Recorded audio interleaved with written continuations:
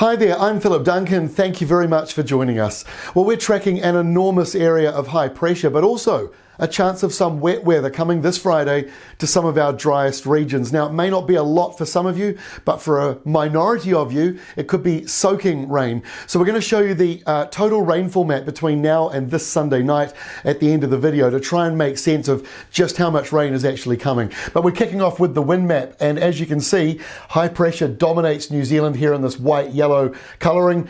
Low pressure down here in the blue-purple. So this high is really big. It stretches from the Auckland Islands just south of the South Island all the way up to Fiji, Vanuatu and New Caledonia. So this is a really big block of high pressure. So how long is it around for? Well, maybe a few more days. Fades away on Friday when a small area of low pressure moves in and then the next high comes on in.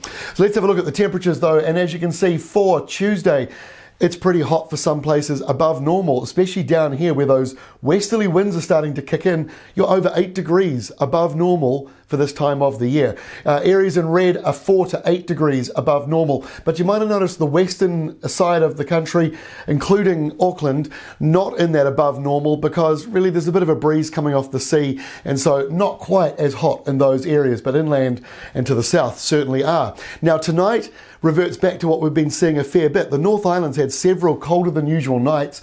It's retreating a little bit more inland now, but also includes Northland. But Auckland, you're about average. So average day, average night in the Auckland area. But further south, warmer than average day and warmer than average night kicking in for you. So why is that? Well, it's because of this wind flow. It is a subtropical one. We've got high pressure over the North Island and the anticyclonic winds coming down like that. So we've got a nor'wester arriving, coming over the mountains, and it just gets a little bit windier there, pushing the temperatures up in that southeastern corner. There will be a few showers on Wednesday. They might go as far north as Taranaki, but it won't be very much.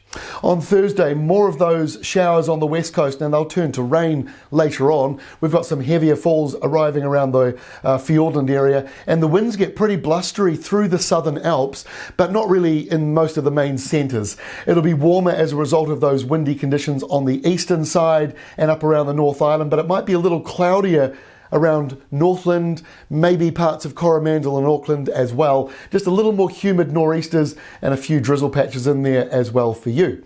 Now let's go to Friday. This is when we see the best chance of rain in a while for some of these dry areas. So the rainfall totals are not going to be very big, but there might be some pockets where it just builds up a little more. I think around Taranaki there is a chance of that, and also some parts of Bay of Plenty. So we'll show you that rainfall map in a moment. Hopefully we'll make a bit of sense of it, but this is a real mixture of drizzle patches, light spits of rain, and some slightly heavier, more moderate falls of rain in there as well, which you see in the green and gold. So not widespread in the sense of heavy soaking rains, but a little bit of relief coming for those dry regions on Friday, but mostly dry in the South Island. You've still got high pressure dominating.